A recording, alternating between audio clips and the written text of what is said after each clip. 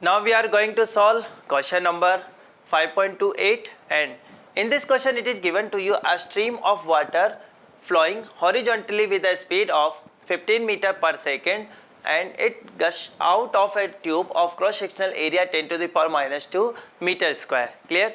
So actually we can say whenever a stream of water that is going outside, it means this is a question related to variable mass. Clear?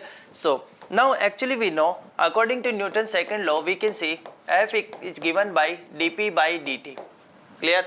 So when F is equal to dp by dt is given to you, we can also write like this. This is d by dt and value of p. Value of p means we can say this is mass into velocity. Clear?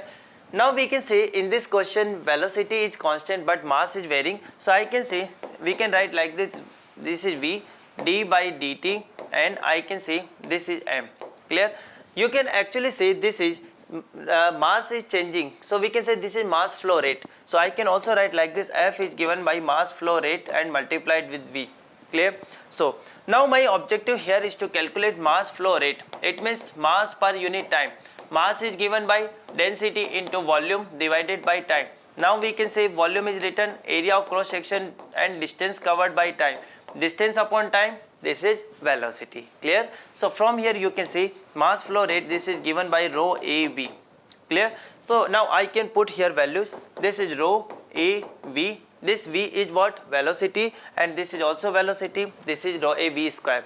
Clear? Now I can put here all the values.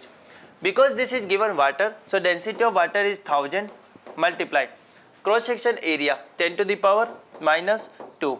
Okay. Multiply V square. V is given 15, so I can say 15 multiply 15. Clear? So this is 10 to the power, we can say this is 10 into 15 into 15.